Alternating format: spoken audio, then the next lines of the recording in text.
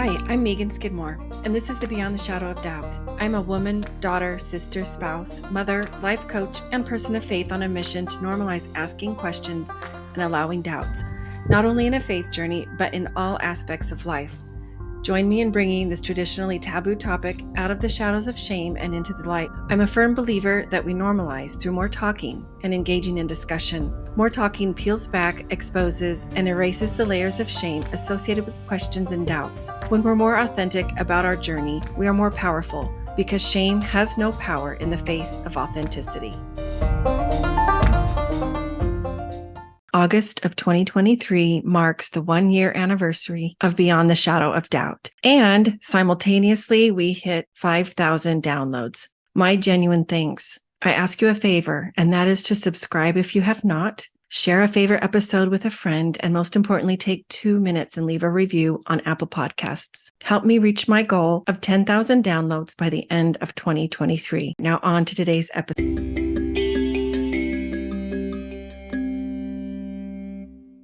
Welcome to part 2 of my interview with Inoke Tonga. In today's episode, he candidly shares what transpired in his career as a high school volleyball coach and how he was able to represent so many in his community on the Ellen DeGeneres show. If you haven't already, make sure to listen to part 1 in episode 65.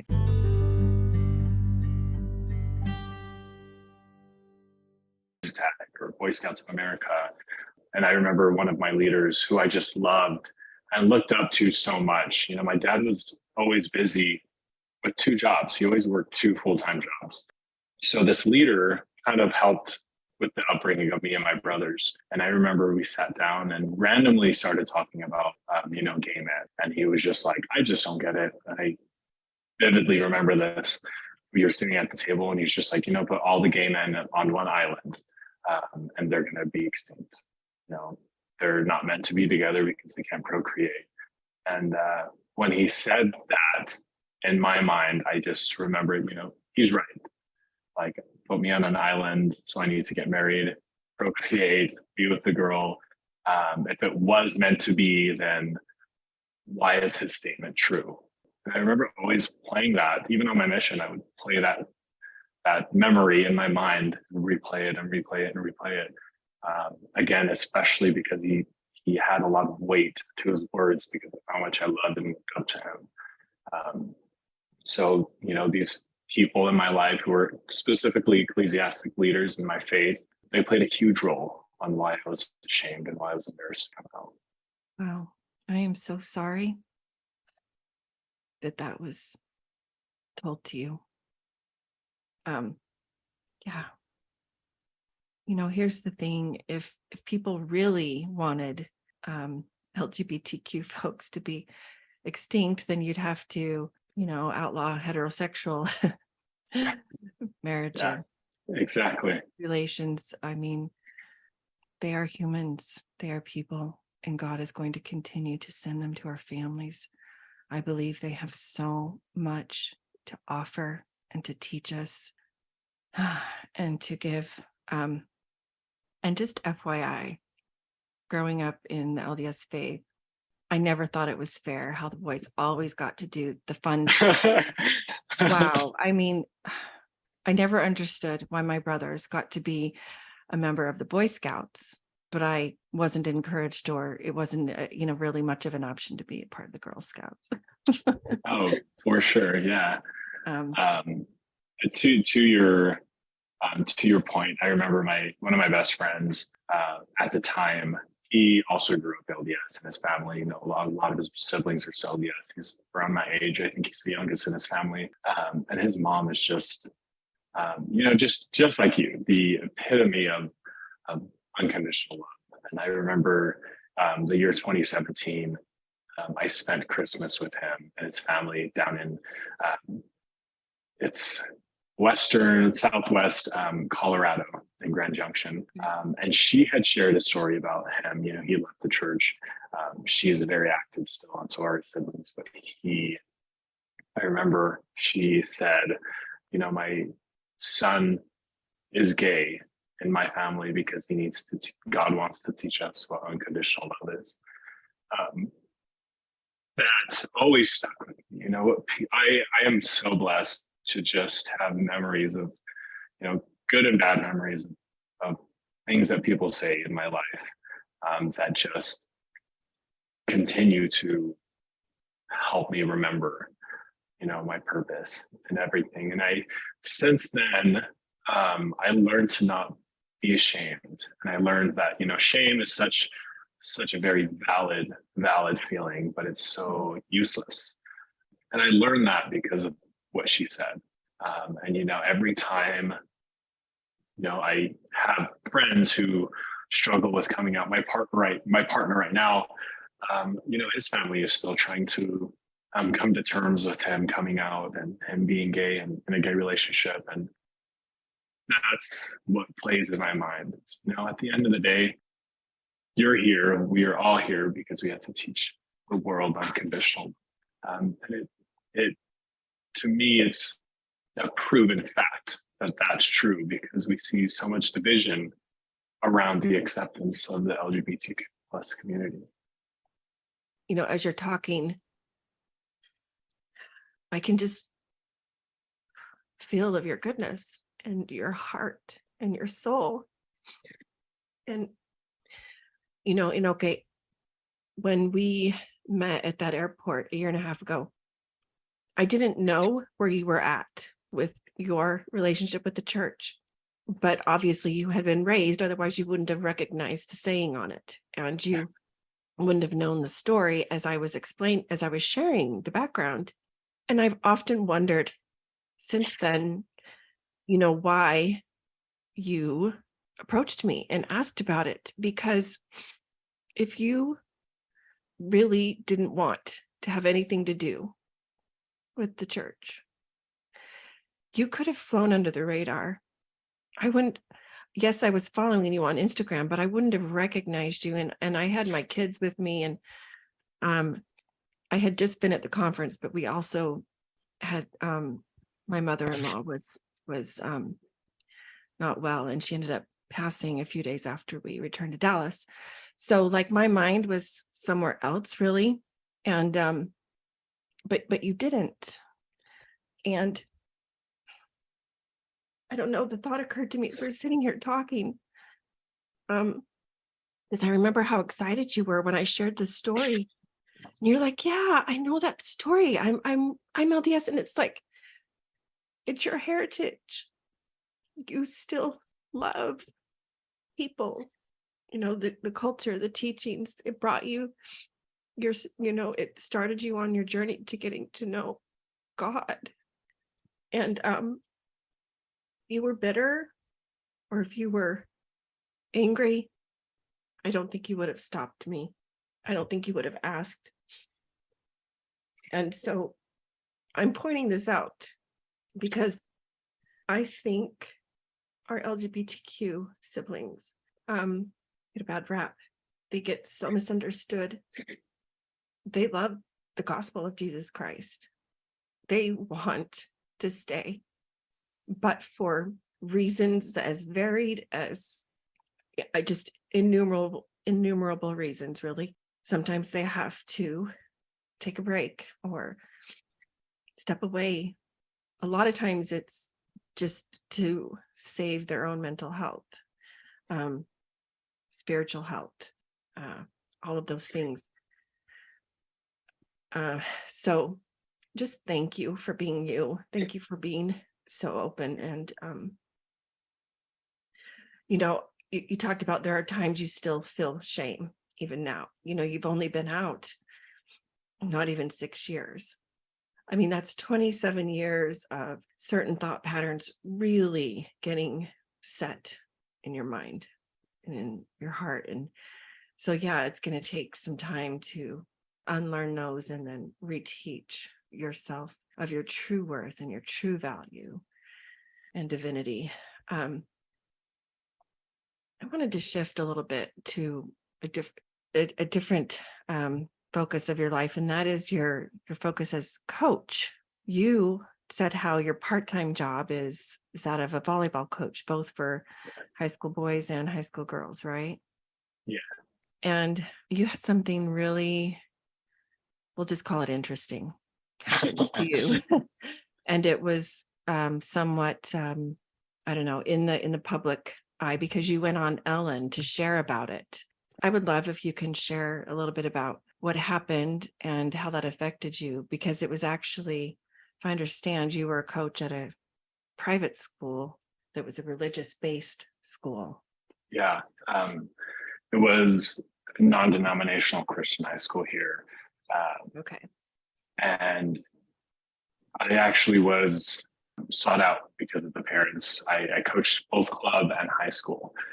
And during the club season, there's a pause, there's a little break for boys because high school starts, and after high school, come back to club.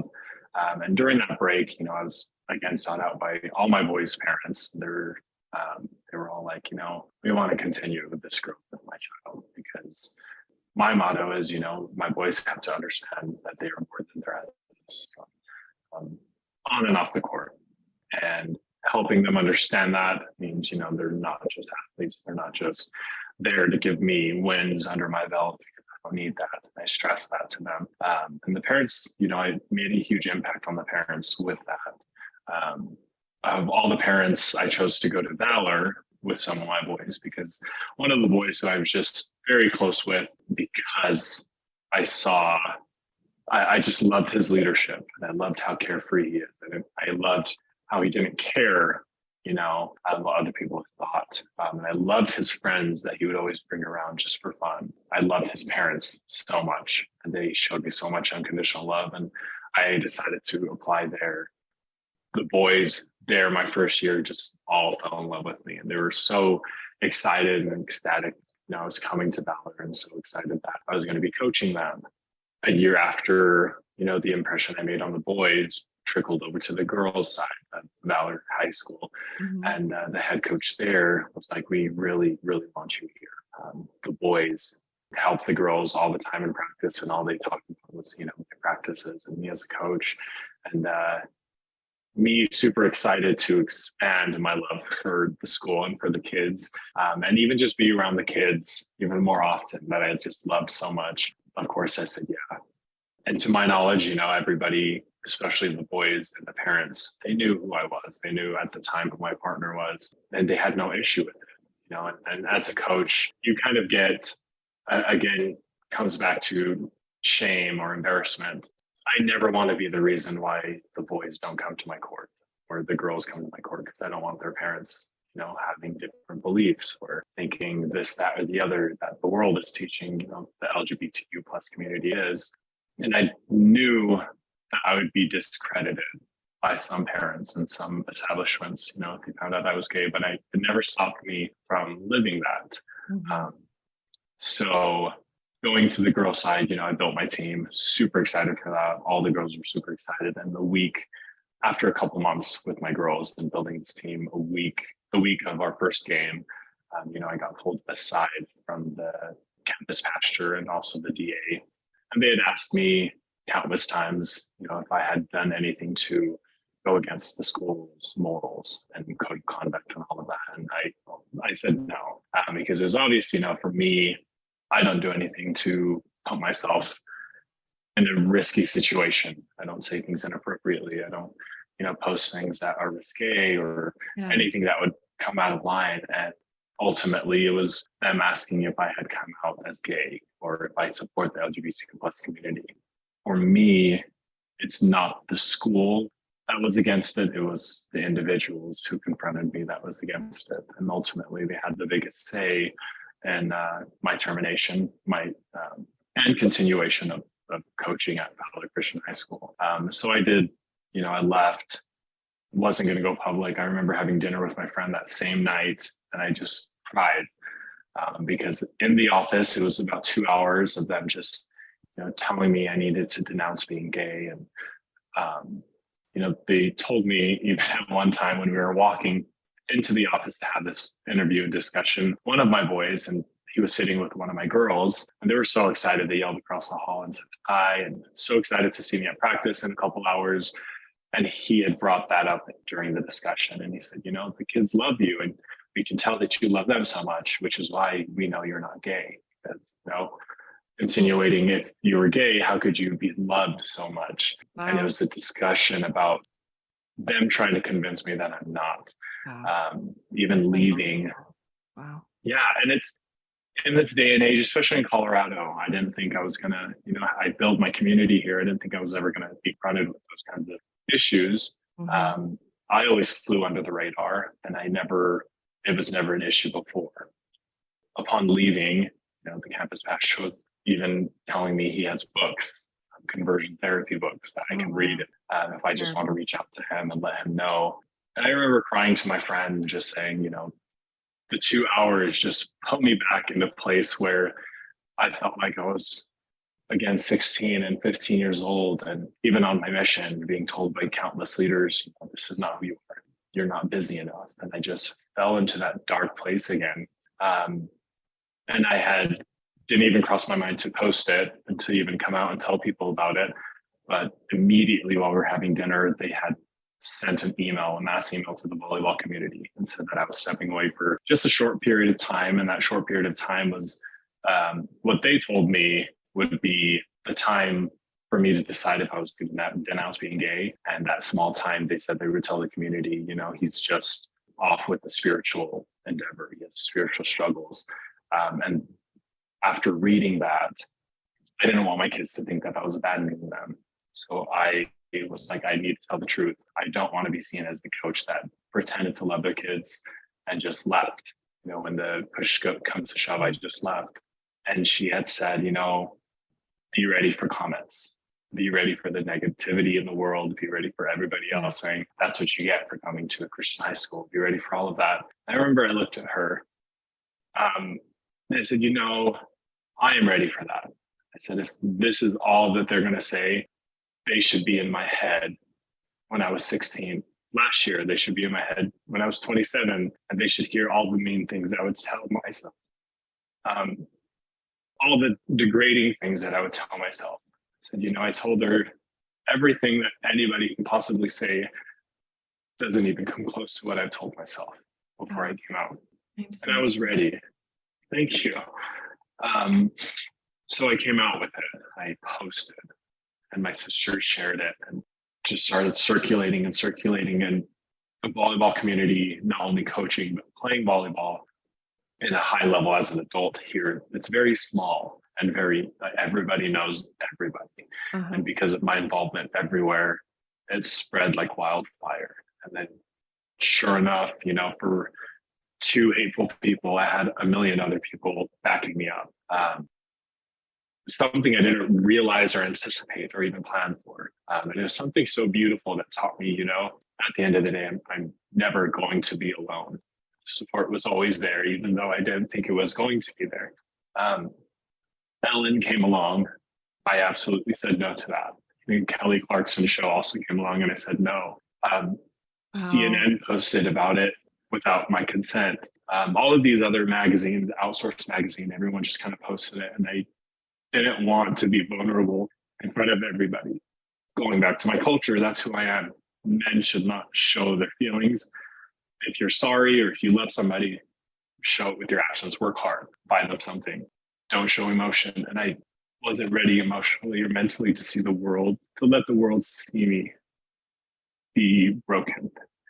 I remember the organization GLAD, who I still work with, the head of communications for media, he reached out to me, and he kind of was my mentor through all of this because of the media attention that it was getting, and gave him the password to my Instagram.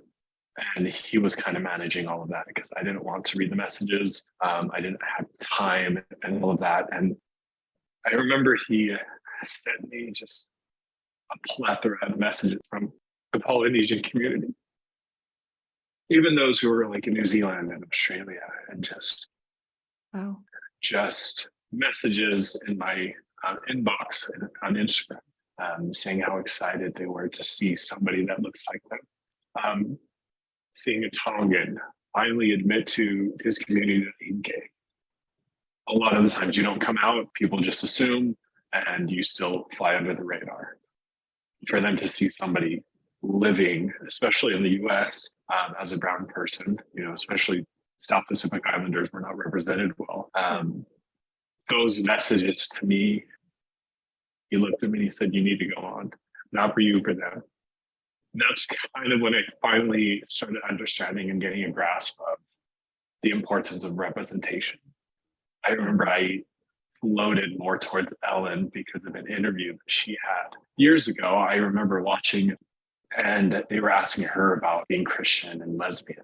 And she had made a good point. You know, she was shunned by her community as well when she came out. She said, you know, if Christ himself were to walk on the earth, the same people who are praising him would be the same people who crucified him today and age, and they would neglect him. And I remember I recalled that interview, and I went back and watched it, and I was like, you know, I want to go with Ellen.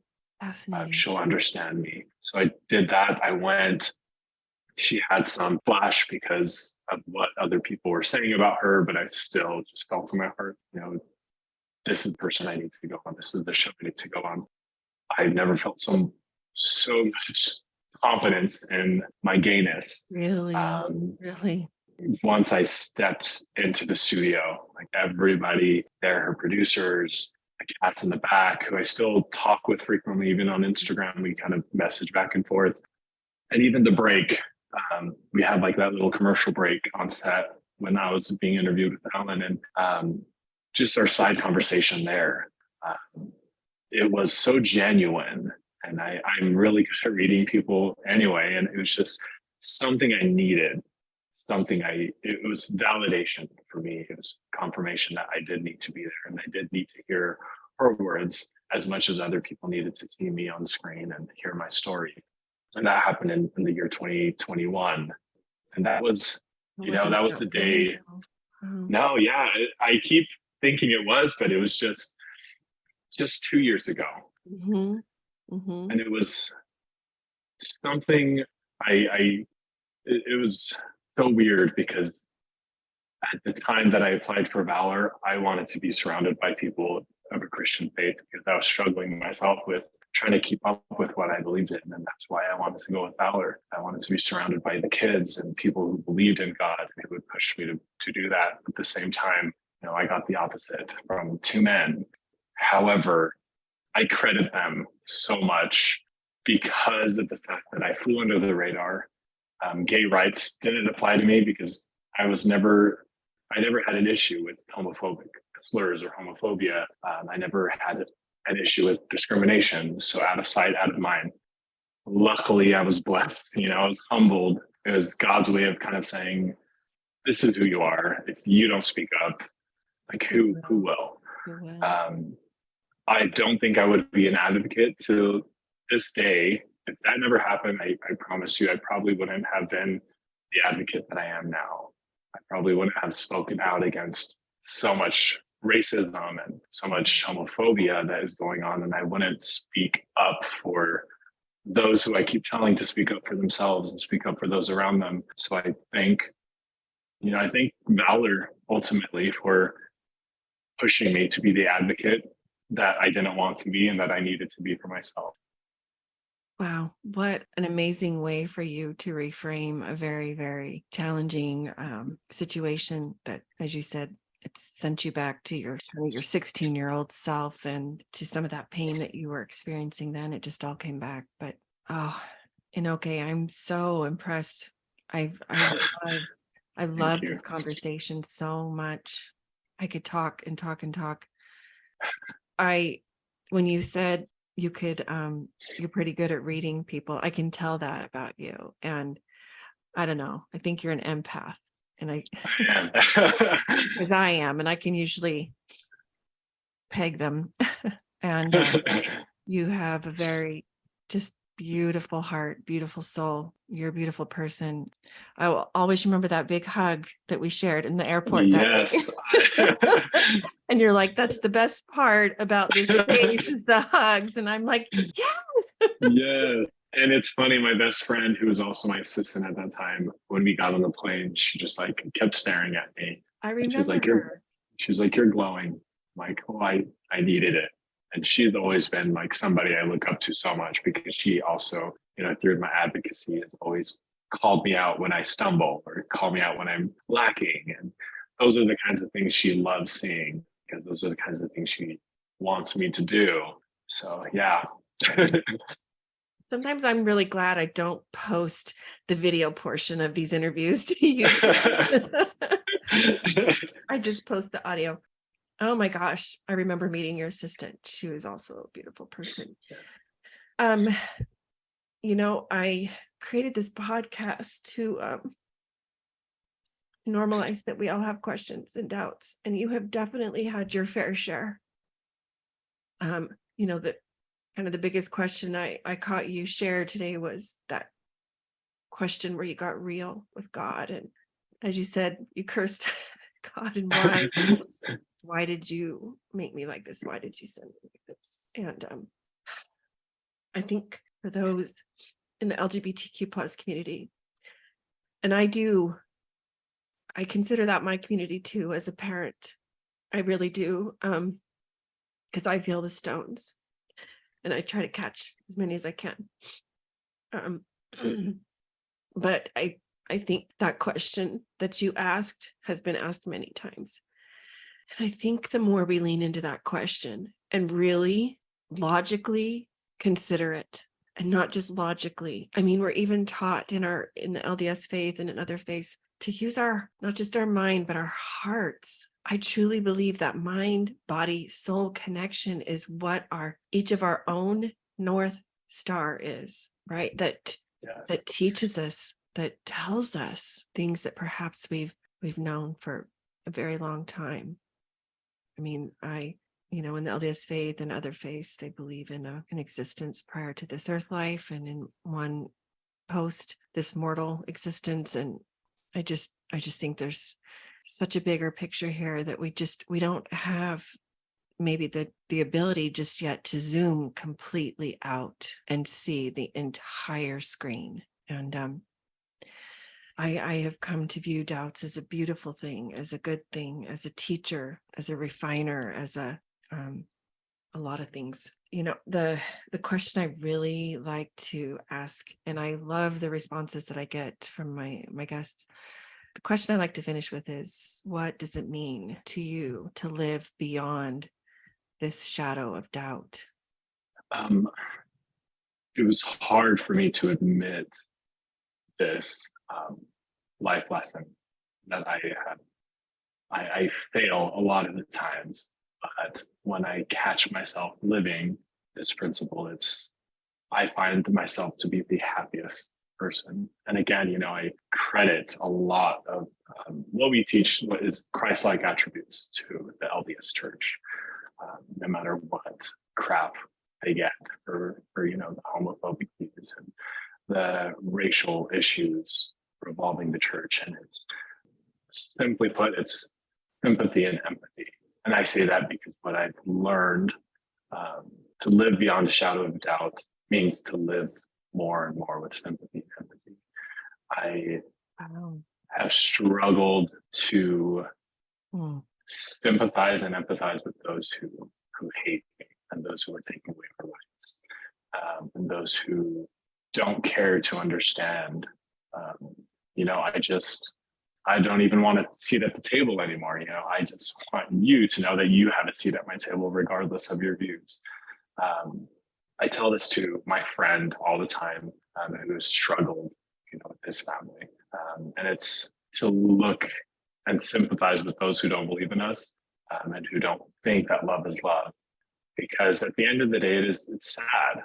Not for me, it's sad for them that they don't allow their hearts to do what your hearts are supposed to be doing, and to love unconditionally.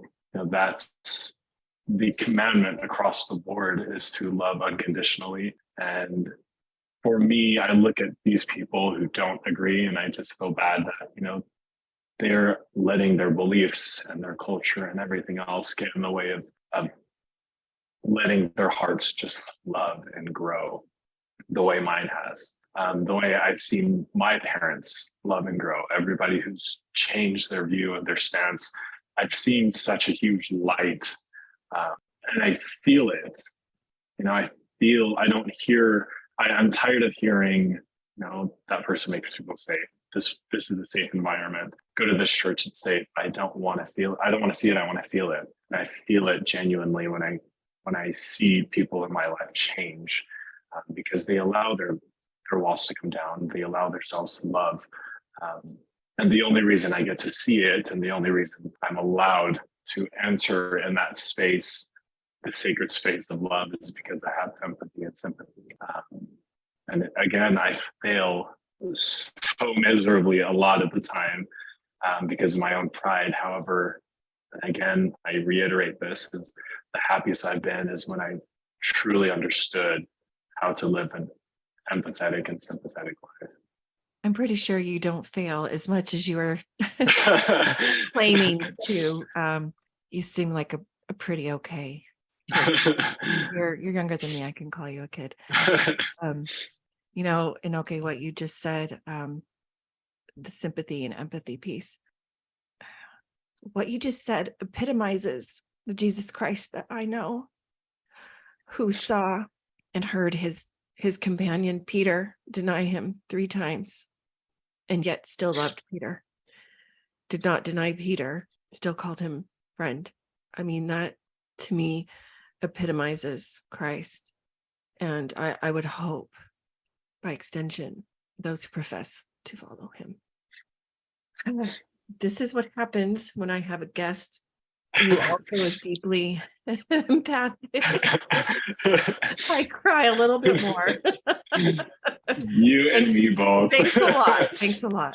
You know what? If ever I'm in Colorado, I want to let's go and have dinner and show me around. Please. I love your presence. This has just been such a gift for me, and a reminder how much God is really present in our lives. 1000%. So, all right, I'm going to sniff away the tears. I have a few short questions that I ask my guests just to get to know you. I throw them out. I don't tell you in advance unless you've heard some previous episodes, then maybe you've caught me. I'm just looking for 1 to 2 word answers. But would you consider yourself an introvert or an extrovert? Surprisingly, introvert. Yeah, I would have wondered if you were down the middle, or sometimes introverts, you have to kind of force yourself, like to go on the Ellen show. Yeah. I mean, you had to. Good thing you had a mentor. Shocked. Yeah, I'm very social because I need to be, but I love just being alone. I get my energy from being away. Your recharge time. Yeah, I feel that. What about a favorite book? Do you have a favorite book? My favorite book would have to be The Devil in the White City, about the history of Chicago. And it's just it's historic. It's a historic book. And Chicago happens to be one of my favorite US cities. So love that book. I love history too. I love to read about history. That's great. What about a favorite artist? Do you have a favorite artist? Music wise? You choose. Sure. Music wise, I have a lot, but I would have to say Tori Kelly.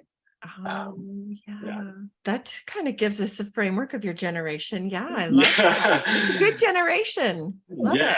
But I would also add my favorite song in the world is from the Tenors, the Canadian Tenors, and it's a French opera song. It's called Journée d'Innocence, and it's Day of Innocence, and that's I'm all over the board with what I love, but it's a classical opera French song. I love it so much. It's my favorite song in the whole wide world. I love listening to you say it. I mean, imagine how be to hear it for real. Are you a night owl or a morning lark?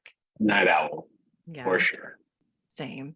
Do you have a celebrity crush? I promise I won't tell your partner.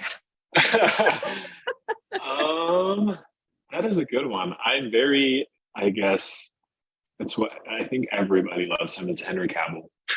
Yeah. Okay. Definitely. Still or carbonated water? Or are you a diet soda fan? Still, but I love the taste of Diet Coke. Yeah. McDonald's Diet Coke is the best. Yes, absolutely. Their filtered water. Yeah. And finally, the furthest place you have traveled. It's either, I think China or Tonga. I think China's further. Yeah, China. I did a couple months in China, in Hong Kong and Shanghai. So Oh, cool. Oh, have you seen the wall, the Great Wall? I have, yeah, Oh, I have. okay. It's on my bucket list. Oh my goodness, so fun. Well, if folks wanted to connect with you or send a message to you, what would be the easiest way? I know I follow you on Instagram. I haven't That would on probably be Facebook. it. Yeah, Facebook as well. Facebook or Okay. Instagram. It's just my Instagram is my first name dot my last name, as you know, and then Facebook as well is my first name and last name. And fun fact, Inoke's name is actually the Tongan way of saying Enoch, correct? Yeah. Yep. So Inoke, Inoke. Yep. I always That's remember that correct. Yeah. because you explained it to me. Okay, I will leave those in the show notes for folks to find. Oh my gosh, such big virtual hug. Yes. Huge hug. Yeah. Please, whenever you're down here, are you still in Dallas? Yeah. And so Okay. anytime you're in this area, I was going to say Texas that. Yeah. barbecue on us. Yes. Do it. I am anything food. I'm in. Well, thank you again for your time. So much love to you. So much support. I'm cheering you on. All the things that you're Thank doing. you so much. Yeah. Send my love to your family, and I cannot wait. Hopefully this year I get a point to see you in person again. Would love to. Thanks again. Absolutely. Have a good day. Talk to you soon. Thanks. You too.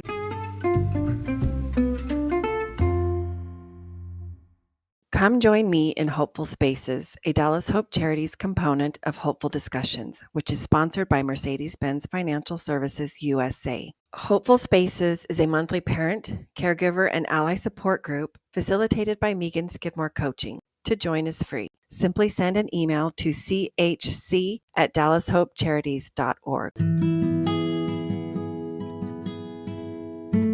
Visit meganskidmorecoaching.com, where you can find this podcast as well as additional free resources. Check the podcast show notes on any platform for links to sources cited.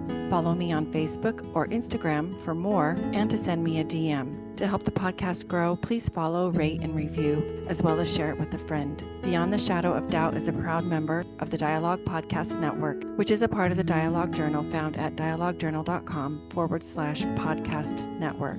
Founder Eugene England was a Mormon writer, teacher, and scholar who wrote, "My faith encourages my curiosity and awe. It thrusts me out into relationship with all creation and encourages me to enter into dialogue. My hope is that this podcast is an extension of that vision." Thanks for being here. Until next time.